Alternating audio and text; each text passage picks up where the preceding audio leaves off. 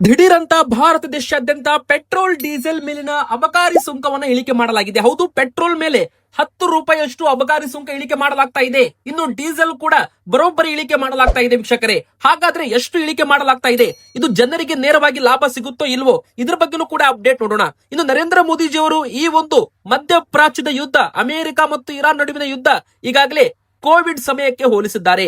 ಮುಂದಿನ ಬರೋ ದಿನಗಳಲ್ಲಿ ಮತ್ತಷ್ಟು ಯುದ್ಧ ಭೀಕರವಾದ್ರೆ ಭಾರತಕ್ಕೆ ತೊಂದರೆ ಆಗ್ಬಹುದು ಅಂತ ನರೇಂದ್ರ ಮೋದಿಜಿ ಅವರು ಹೇಳಿದ್ರು. ಅದೇ ತರ ಈಗ ಕೊರೋನಾ ಕಾಲದಲ್ಲಿ ಮಾಡಿದಂತೆ ಈಗ ಮತ್ತೊಮ್ಮೆ ಮೀಟಿಂಗ್ ಅನ್ನ ಮಾಡ್ತಾ ಇದ್ದಾರೆ. ಹೌದು ವೀಕ್ಷಕರು, ಈಗಾಗಲೇ ಸಿಎಂಗಳ ಜೊತೆಗೆ ಎಲ್ಲಾ ಮುಖ್ಯಮಂತ್ರಿಗಳ ಜೊತೆಗೆ ನರೇಂದ್ರ ಮೋದಿಜಿ ಅವರು ಮೀಟಿಂಗ್ ಅನ್ನ ಮಾಡ್ತಾ ಇದ್ದಾರೆ ಅಂತ ಹೇಳಲಾಗಿದೆ. ಇನ್ನು ಗೃಹಲಕ್ಷ್ಮಿ ಫಲಾನುಭವಿಗಳಿಗೂ ಕೂಡ 28ನೇ ಕಂತು ಹಣ ಬಿಡುಗಡೆ ಆಗಲು ಕ್ಷಣಗಣನೆ ಅಂತ ಹೇಳಲಾಗಿದೆ. ಹಾಗಾದ್ರೆ ನಿಮಗೂ ಕೂಡ 27ನೇ ಕಂತು ಹಣ ಬಂತ? ಹಾಗಾದ್ರೆ ಗೃಹಲಕ್ಷ್ಮಿಯರಿಗೆ ಇವತ್ತು ಒಂದಲ್ಲ ಎರಡಲ್ಲ 3 ದೊಡ್ಡ ಸಿಹಿ ಸುದ್ದಿನೇ ಬಂದಿದೆ ಅಂತಾನೆ ಹೇಳ್ಬಹುದು. ವಿಡಿಯೋನ ದಯವಿಟ್ಟು ಪೂರ್ತಿಯಾಗಿ ಕೊನೆ ತನಕ ನೋಡಿ. ಇನ್ನು ರೇಷನ್ ಕಾರ್ಡ್ ಇದ್ದವರಿಗೂ ಕೂಡ ಇಂದಿರಾ ಕಿಟ್ ವಿತರಣೆ ಬಗ್ಗೆನೂ ಕೂಡ ಸಿಹಿ ಸುದ್ದಿ ಬಂದಿದೆ. ಹಾಗೆ ಪ್ರತಿಯೊಬ್ಬರಿಗೂ ಕೂಡ ಇನ್ ಮುಂದೆ 3 ತಿಂಗಳದ್ದು ಆಹಾರ ಕಿಟ್ ಅನ್ನ ಕೊಡ್ತಾರ. ಕೇಂದ್ರ ಸರ್ಕಾರದಿಂದ ಪಡಿತರ ಫಲಾನುಭವಿಗಳಿಗೆ ಒಂದು ಬಂಪರ್ ಗುಡ್ ನ್ಯೂಸ್ ಅಂತಾನೆ ಹೇಳ್ಬಹುದು. ಏಪ್ರಿಲ್, ಮೇ ಮತ್ತು ಜೂನ್ 3 ತಿಂಗಳ ಪಡಿತರ ವಿತರಣೆ ಒಟ್ಟಿಗೆ ಕೊಡಲಾಗುತ್ತೆ ಅಂತ ಹೇಳಲಾಗ್ತಾ ಇದೆ. ಇನ್ನು ಬಂಗಾರ ಮತ್ತು ಬೆಳ್ಳಿ ಬೆಲೆ ಮತ್ತೊಮ್ಮೆ ಇಳಿಕೆ ಆಗ್ತಾ ಇದೆ ವೀಕ್ಷಕರೇ. ಇದು ಕೂಡ ಒಂದು ಸಿಹಿ ಸುದ್ದಿ ಅಂತಾನೆ ಹೇಳ್ಬಹುದು. ಹಾಗಾದ್ರೆ ಬಂಗಾರದ ಬೆಲೆ ಎಷ್ಟು ಇಳಿಕೆ ಆಗಿದೆ, ಬೆಳ್ಳಿ ಬೆಲೆ ಎಷ್ಟು ಇಳಿಕೆ ಆಗಿದೆ ಅಂತ ನೋಡೋಣ ಬನ್ನಿ. ಮೊದಲಿಗೆ ಬಂಗಾರದ ಬೆಲೆ ದಿಢೀರ್ ಅಂತ ಮಲ್ಟಿ ಕಾಮೋಡಿಟಿ ಎಕ್ಸ್ಚೇಂಜ್ ಅಲ್ಲಿ ಮತ್ತೆ ಈಗ 1,43,000 ರೂಪಾಯಿ ಟ್ರೇಡ್ ಆಗ್ತಾ ಇದೆ.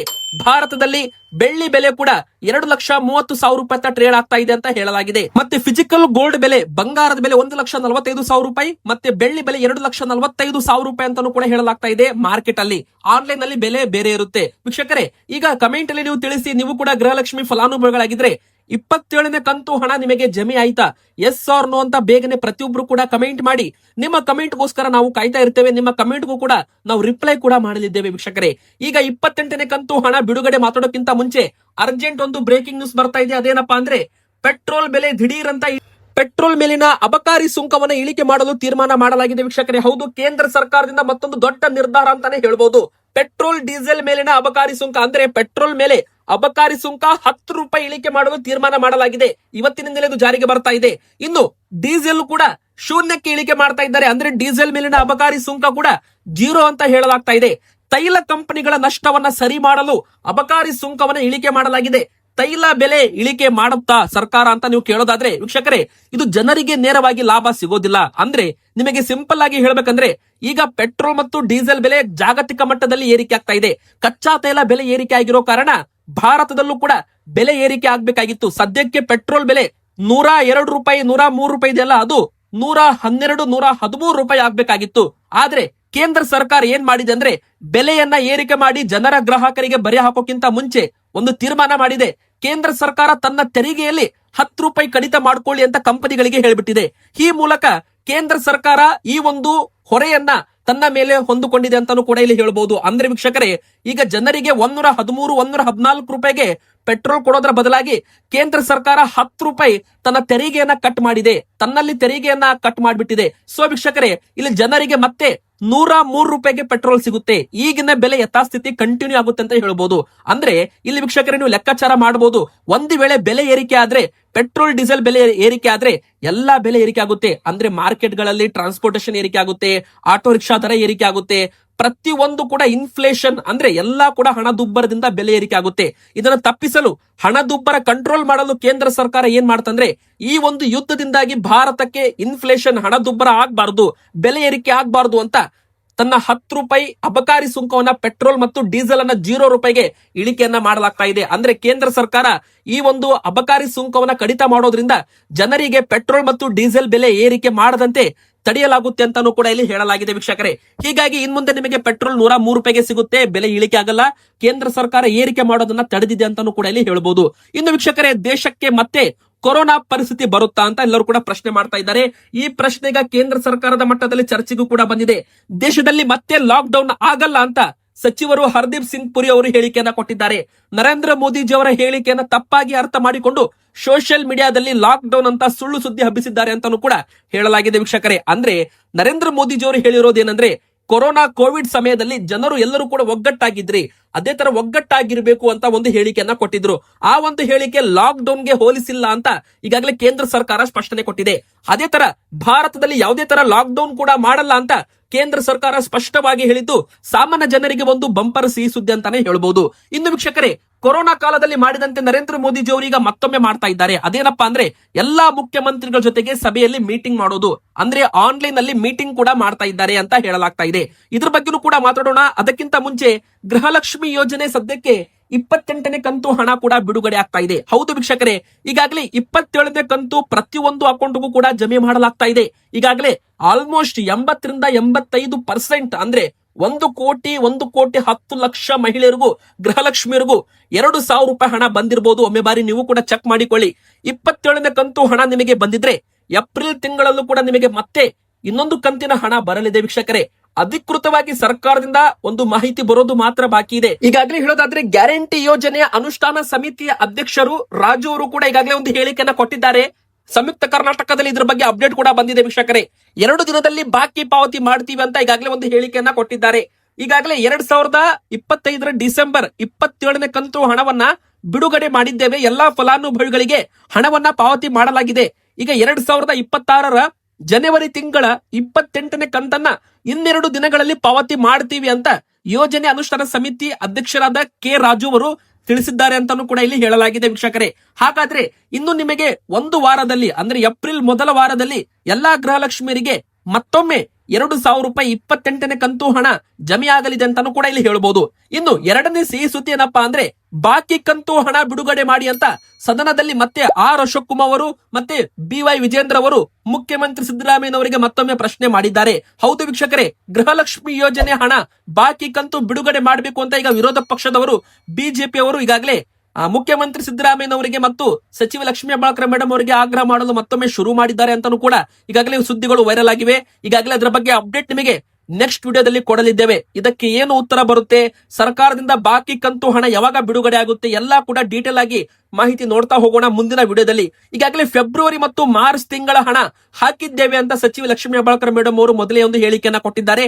ಆದ್ರೂ ಕೂಡ ಸದನದಲ್ಲಿ ಮತ್ತೆ ಫೆಬ್ರವರಿ ಮಾರ್ಚ್ ತಿಂಗಳದ್ದು ಹಣದ್ದೇ ಚರ್ಚೆ ನಡೀತಾ ಇದೆ. ಇನ್ನು ಅನ್ನಭಾಗ್ಯ ಯೋಜನೆದ್ದು ಜನವರಿ ತಿಂಗಳದ್ದು ಅನ್ನಭಾಗ್ಯ ಅಕ್ಕಿನೂ ಕೊಟ್ಟಿಲ್ಲ, ಇನ್ನು ಪಡಿತರ ಚೀಟಿದಾರರಿಗೆ ಆ ಒಂದು ಹಣ ಕೂಡ ಕೊಟ್ಟಿಲ್ಲ ಅಂತ ಈಗಾಗಲೇ ಒಂದು ಹೇಳಿಕೆಯನ್ನ ಕೊಡಲಾಗಿದೆ.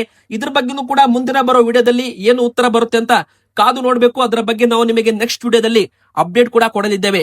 ಇನ್ನು ವೀಕ್ಷಕರೇ, ಮೂರನೇ ದೊಡ್ಡ ಬ್ರೇಕಿಂಗ್ ನ್ಯೂಸ್ ಏನಂದ್ರೆ ಗೃಹಲಕ್ಷ್ಮಿ ಸಹಕಾರ ಸಂಘ ಕೂಡ ಪ್ರಾರಂಭವಾಗ್ತಾ ಇದೆ. ಈ ಒಂದು ಗೃಹಲಕ್ಷ್ಮಿ ಸಂಘದಲ್ಲಿ ಯಾರು ಮೊದಲು ಸದಸ್ಯರಾಗ್ತಾರ ನೋಡಿ, ಅವರಿಗೆ ಮೊದಲ ಒಂದು ಸಾಲ ಸೌಲಭ್ಯ ಕೊಡಲಾಗುತ್ತೆ. ಅಂದ್ರೆ ಫಸ್ಟ್ ಕಮ್ ಫಸ್ಟ್ ಔಟ್ ಅಂತ ಇಲ್ಲಿ ಕರಿತೀವಿ. ಅಂದ್ರೆ ಇಲ್ಲಿ ಮೊದಲು ಯಾರು ಈ ಒಂದು ಯೋಜನೆಗೆ ಅರ್ಜಿ ಹಾಕಿ ಮೊದಲು ಯಾರು ಈ ಒಂದು ಯೋಜನೆ ಮೂಲಕ ಸದಸ್ಯರಾಗ್ತಾರ ನೋಡಿ ಗೃಹಲಕ್ಷ್ಮಿ ಸಂಘದಲ್ಲಿ, ಅವರಿಗೆ 6 ತಿಂಗಳ ನಂತರ 7ನೇ ತಿಂಗಳ ಅವರಿಗೆ 30,000 ರೂಪಾಯಿಂದ 3 ಲಕ್ಷ ರೂಪಾಯಿವರೆಗೂ ಸಾಲ ಸೌಲಭ್ಯ ಕಡಿಮೆ ಬಡ್ಡಿ ದರದಲ್ಲಿ ಯಾವುದೇ ಗ್ಯಾರಂಟಿ ಇಲ್ಲದೆ ಹಣವನ್ನ ಕೊಡಲಾಗುತ್ತೆ ಅಂತ ಸಚಿವ ಲಕ್ಷ್ಮೀ ಹೆಬ್ಬಾಳ್ಕರ್ ಮೇಡಮ್ ಅವರೇ ಒಂದು ಹೇಳಿಕೆಯನ್ನ ಕೊಟ್ಟಿದ್ದಾರೆ.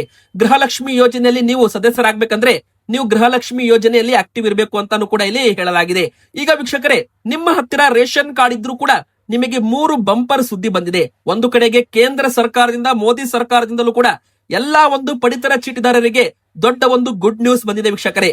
ಹೌದು, ಈಗ ಸಾಲು ಸಾಲು ಹಬ್ಬಗಳು ಬರೋದ್ರಿಂದ ಪಡಿತರ ಚೀಟಿದಾರರು ಬಿಸಿಲಿನಲ್ಲಿ ಸಾಲು ಸಾಲು ಕ್ಯೂ ನಿಲ್ಲೋದು ಬೇಡ ಅಂತ 3 ತಿಂಗಳ ಪಡಿತರವನ್ನ ಒಟ್ಟಿಗೆ ವಿತರಣೆ ಮಾಡುವಂತೆ ಸೂಚನೆ ಕೊಡಲಾಗುತ್ತೆ ಅಂತ ಹೇಳಲಾಗ್ತಾ ಇದೆ. ಅಂದ್ರೆ ಏಪ್ರಿಲ್, ಮೇ ಮತ್ತು ಜೂನ್ ಈ 3 ತಿಂಗಳದ್ದು ಪಡಿತರ ಏನಿದೆ ನೋಡಿ, ಅನ್ನಭಾಗ್ಯ, ಅಕ್ಕಿ ಆಗಿರ್ಬೋದು, ಧಾನ್ಯಗಳಾಗಿರ್ಬೋದು, ಒಟ್ಟಿಗೆ ವಿತರಣೆ ಮಾಡಬೇಕು ಅಂತಾನು ಕೂಡ ಇಲ್ಲಿ ಹೇಳಲಾಗ್ತಾ ಇದೆ ಅಂತೆ.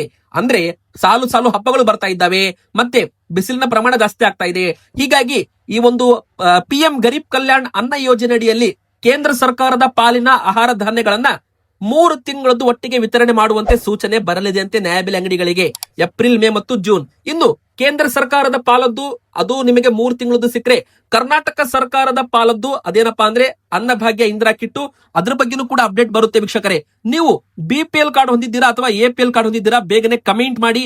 ಎದಕ್ಕಂದ್ರೆ APL ಕಾರ್ಡ್ ಇದ್ದವ್ರಿಗೂ ಕೂಡ ಒಂದು ಸಿಹಿ ಸುದ್ದಿ ಬಂದಿದೆ. ನಿಮ್ಮ APL ಕಾರ್ಡ್ ಕೂಡ BPL ಕಾರ್ಡ್ಗೆ ನೀವು ಇನ್ ಮುಂದೆ ಮಾಡ್ಕೋಬಹುದು ಅಂತ ಹೇಳಲಾಗ್ತಾ ಇದೆ ವೀಕ್ಷಕರೇ. ಅದ್ರ ಬಗ್ಗೆನೂ ಅಪ್ಡೇಟ್ ನೋಡೋಣ. ಅದಕ್ಕಿಂತ ಮುಂಚೆ ಇಂದಿರಾ ಕಿಟ್ ವಿತರಣೆ ಶುರುವಾಗ್ತಾ ಇದೆ ಕರ್ನಾಟಕ ಸರ್ಕಾರದಿಂದ. ಹೌದು, ಮಾರ್ಚ್ ಕೊನೆ ವಾರ ಅಥವಾ ಏಪ್ರಿಲ್ ಮೊದಲ ವಾರದಿಂದಲೇ ಇಂದಿರಾ ಕಿಟ್ ವಿತರಣೆ ಮಾಡ್ತೀವಿ ಅಂತ ಕರ್ನಾಟಕ ಸರ್ಕಾರದಿಂದ ಆಹಾರ ಸಚಿವರು KH ಮುನಿಯಪ್ಪ ಅವರು ಮೊದಲೇ ಒಂದು ಹೇಳಿಕೆಯನ್ನ ಕೊಟ್ಟಿದ್ರು. ವೀಕ್ಷಕರೇ, ಅಡುಗೆ ಎಣ್ಣೆ, ಉಪ್ಪು, ಸಕ್ಕರೆ, ತೊಗರಿಬೇಳೆ ಈ 4 ವಸ್ತುಗಳು ಕೂಡ ರೇಷನ್ ಕಾರ್ಡ್ ಇದ್ದವರಿಗೆ ಅನ್ನಭಾಗ್ಯ ಯೋಜನೆಯಲ್ಲಿ ವಿತರಣೆ ಮಾಡಲಾಗುತ್ತೆ. ಇದು ಪೌಷ್ಟಿಕ ಆಹಾರ ಕಿಟ್ ಅಂದ್ರೆ ಇಂದಿರಾ ಕಿಟ್ ಅಂತಾನು ಕೂಡ ಇದಕ್ಕೆ ಕರೆಯಲಾಗುತ್ತೆ. ಕೇಂದ್ರ ಸರ್ಕಾರದ ಪಾಲಿದ್ದು ಬೇರೆ, ಕರ್ನಾಟಕ ಸರ್ಕಾರದ ಇಂದಿರಾ ಕಿಟ್ಟು ಬೇರೆ ಅಂತಾನು ಕೂಡ ಇಲ್ಲಿ ಹೇಳ್ಬಹುದು ವೀಕ್ಷಕರೇ. ಇನ್ನು ತುಂಬಾ ಜನರು BPL ಕಾರ್ಡ್ ಅನ್ನ ಕಳೆದುಕೊಂಡಿದ್ದಾರೆ. ಅಂದ್ರೆ BPL ಕಾರ್ಡ್ APL ಕಾರ್ಡ್ ಆಗಿ ವರ್ಗಾವಣೆ ಆಗಿದೆ ಕಳೆದ ತಿಂಗಳು. ಈಗ ಸರ್ಕಾರ 1,20,000 ರೂಪಾಯಿದ ಇನ್ಕಮ್ ಲಿಮಿಟ್ ಅನ್ನ 3 ಲಕ್ಷ ರೂಪಾಯಿಗೆ ಏರಿಕೆ ಮಾಡಲು ಶಿಫಾರಸು ಮಾಡಲಿದೆ ಅಂತೆ. ಅಂದ್ರೆ ಒಂದು ವೇಳೆ ಇನ್ಕಮ್ ಲಿಮಿಟ್ 3 ಲಕ್ಷ ರೂಪಾಯಿಗೆ ಏರಿಕೆ ಆಗಿದ್ದೆ ಆದಲ್ಲಿ ಲಕ್ಷಾಂತರ ಕಾರ್ಡು APL ಆಗಿದ್ದು ಮತ್ತೆ ವಾಪಸ್ BPL ಕಾರ್ಡ್ ವ್ಯಾಪ್ತಿಗೆ ಬರಲಿದೆ ಅಂತಾನು ಕೂಡ ಇಲ್ಲಿ ಹೇಳಬಹುದು ವೀಕ್ಷಕರೇ. ಇನ್ನು ಕೊನೆಯದಾಗಿ ಬಂಗಾರ ಮತ್ತು ಬೆಳ್ಳಿ ಬೆಲೆ ಭಾರಿ ಒಂದು ಇಳಿಕೆ ಆಗ್ತಾ ಇದೆ. ಹೌದು, ಈಗ ತಾನೇ ಬಂದಿರೋ ದೊಡ್ಡ ಒಂದು ಸಿಹಿ ಸುದ್ದಿ ಅಂತಾನೆ ಹೇಳ್ಬಹುದು ವೀಕ್ಷಕರೇ. ಅಮೆರಿಕನ್ ಡಾಲರ್ ಬಲವಾದ್ರೆ ಈ ಒಂದು ಬಂಗಾರ ಬೆಳ್ಳಿ ಬೆಲೆ ಇಳಿಕೆ ಆಗುತ್ತೆ. ತುಂಬಾ ಜನ ಏನ್ ತಿಳಿದುಕೊಂಡಿದ್ದಾರೆ, ಕೇಂದ್ರ ಸರ್ಕಾರ, ಮೋದಿ ಸರ್ಕಾರ ಬಂಗಾರ ಬೆಲೆ ಏರಿಕೆ ಮಾಡಿದೆ ಅಂತ. ಆದ್ರೆ ವೀಕ್ಷಕರೇ, ಬಂಗಾರದ ಮೇಲೆ 3% ಮಾತ್ರ ಗೌರ್ಮೆಂಟ್ಗೆ ಟ್ಯಾಕ್ಸ್ ಹೋಗುತ್ತೆ. ಬಂಗಾರದ ಮೇಲೆ ನಿರ್ಧಾರವಾಗೋದು ಇಂಟರ್ ನ್ಯಾಷನಲ್ ಮಾರ್ಕೆಟ್ ಅಲ್ಲಿ. ಇದು ತುಂಬಾ ಜನರಿಗೆ ಗೊತ್ತೇ ಇಲ್ಲ. ಅಮೆರಿಕನ್ ಡಾಲರ್ಸ್ ಅಲ್ಲಿ ಈ ಒಂದು XCU USD ಅಂತ ಒಂದು ಬರುತ್ತೆ ಬಂಗಾರದ ಟ್ರೇಡಿಂಗ್. ಆ ಒಂದು ಬಂಗಾರದ ಟ್ರೇಡಿಂಗ್ ಅಲ್ಲಿ ಚೈನಾದವರು, ರಷ್ಯಾದವರು, ಸೆಂಟ್ರಲ್ ಬ್ಯಾಂಕ್ಸ್ಗಳು, ಎಲ್ಲಾ ಬ್ಯಾಂಕ್ಗಳು ಕೂಡ ಟ್ರೇಡ್ ಮಾಡ್ತವೆ. ಅವಾಗ ಬಂಗಾರದಲ್ಲಿ ಹೆಚ್ಚು ಟ್ರೇಡ್ ಆದ್ರೆ ಬಂಗಾರದ ಬೆಲೆ ಏರಿಕೆ ಆಗುತ್ತೆ ವೀಕ್ಷಕರೇ. ಈಗ ಅಮೆರಿಕನ್ ಡಾಲರ್ ಸ್ಟ್ರಾಂಗ್ ಆಗ್ತಾ ಇದೆ, ಇನ್ನು ಕಚ್ಚಾ ತೈಲದಲ್ಲಿ ಹೂಡಿಕೆದಾರರು ಟ್ರೇಡ್ ಮಾಡ್ತಾ ಇದ್ದಾರೆ. ಹೀಗಾಗಿ ಬಂಗಾರ ಮತ್ತು ಬೆಳ್ಳಿ ಬೆಲೆ ಇಳಿಕೆ ಆಗ್ತಾ ಇದೆ ವೀಕ್ಷಕರೇ. ಬಂಗಾರ ಬೆಳ್ಳಿ ಬೆಲೆ ಕಂಟ್ರೋಲ್ ಮಾಡೋದು ಕೇಂದ್ರ ಸರ್ಕಾರದ ಕೈಯಲ್ಲಿ ಇಲ್ಲ ಅಂತಾನು ಕೂಡ ನಾವಿಲ್ಲಿ ಹೇಳ್ಬೋದು. ಇದೆಲ್ಲ ಕೂಡ ಟ್ರೇಡಿಂಗ್ ಇಂಟರ್ ನ್ಯಾಷನಲ್ ಮಾರ್ಕೆಟ್ ಮೇಲೆ ಡಿಪೆಂಡ್ ಆಗಿರುತ್ತೆ ಅಂತಾನು ಕೂಡ ಇಲ್ಲಿ ಹೇಳ್ಬಹುದು ವೀಕ್ಷಕರೇ. ಇನ್ನು 10 ಗ್ರಾಮ್ಗೆ ಎಷ್ಟು ಇಳಿಕೆ ಆಗಿದೆ ಅಂತ ನೀವು ಕೇಳೋದಾದ್ರೆ, ಮಲ್ಟಿ ಕಮೋಡಿಟಿ ಎಕ್ಸ್ಚೇಂಜ್ ಅಲ್ಲಿ ಟ್ರೇಡಿಂಗ್ ಅಲ್ಲಿ ಮತ್ತೆ 4,000 ರೂಪಾಯಿ ಬಂಗಾರದ ಬೆಲೆ ಇಳಿಕೆ ಆಗಿದ್ದು ಒಂದು ಕಡೆಗೆ ಮತ್ತೊಮ್ಮೆ ಸಿಹಿ ಸುದ್ದಿ ಅಂತಾನೆ ಹೇಳ್ಬಹುದು. ಇವತ್ತಿನ ಬಂಗಾರದ ಬೆಲೆ 10 ಗ್ರಾಮ್ಗೆ 1,44,710 ರೂಪಾಯಿ ಆಗಿದೆ 10 ಗ್ರಾಮ್ಗೆ. ಇದ್ರ ಮೇಲೆ 3% GST ಇರುತ್ತೆ, ಮೇಕಿಂಗ್ ಚಾರ್ಜಸ್ ಎಕ್ಸ್ಟ್ರಾ ಇರುತ್ತೆ ವೀಕ್ಷಕರೇ. ಆದ್ರೆ ನಾಳೆ ಮತ್ತಷ್ಟು ಇಳಿಕೆ ಆಗ್ಬಹುದು. ಎದಕ್ಕಂದ್ರೆ ಮಲ್ಟಿ ಕಮೋಡಿಟಿ ಎಕ್ಸ್ಚೇಂಜ್ ಅಲ್ಲಿ 1,38,000 1,40,000 ರೂಪಾಯಿ ಅಂತ ಬಂಗಾರ ಟ್ರೇಡ್ ಆಗ್ತಾ ಇದೆ. ಇನ್ನು ಬೆಳ್ಳಿ ಕೂಡ ಮಲ್ಟಿ ಕಮೋಡಿಟಿ ಎಕ್ಸ್ಚೇಂಜ್ ಅಲ್ಲಿ ಫ್ಯೂಚರ್ಸ್ ವ್ಯಾಲ್ಯೂ ಇಳಿಕೆ ಆಗಿದೆ. 2,20,000 2,25,000 ರೂಪಾಯಿ ಅಂತ ಟ್ರೇಡ್ ಆಗ್ತಾ ಇದೆ. ಆದ್ರೆ ವೀಕ್ಷಕರೇ, ಮಾರ್ಕೆಟ್ ಅಲ್ಲಿ ಫಿಸಿಕಲ್ ಬೆಳ್ಳಿ ಅಂದ್ರೆ ನಾವು ಕೈಯಿಂದ ಮುಟ್ಟೋ ಬೆಳ್ಳಿ, ಆನ್ಲೈನ್ ಬೆಳ್ಳಿ ಬೇರೆ, ಕೈಯಿಂದ ಮುಟ್ಟೋ ಬೆಳ್ಳಿ ಅದು 2,40,000 ರೂಪಾಯಿ 1 kgಗೆ ಮಾರಾಟವಾಗ್ತಾ ಇದೆ. ಆದ್ರೆ ನಾಳೆ ಮತ್ತಷ್ಟು ಇಳಿಕೆ ಆಗ್ಬಹುದು ಅಂತ ಹೇಳಲಾಗ್ತಾ ಇದೆ. ಇವತ್ತಿಗೆ ಇಷ್ಟ ಆಗಿತ್ತು. ವಿಡಿಯೋ ಇಷ್ಟ ಆದ್ರೆ ವಿಡಿಯೋಗೆ ಲೈಕ್ ಮಾಡಿ. ನಿಮ್ಮ ಪ್ರಕಾರ ಬಂಗಾರದ ಸರಿಯಾದ ಬೆಲೆ ಎಷ್ಟಾಗಬೇಕು ಕಮೆಂಟ್ ಮಾಡಿ, ಚಾನಲ್ಗೆ ಸಬ್ಸ್ಕ್ರೈಬ್ ಆಗಿ.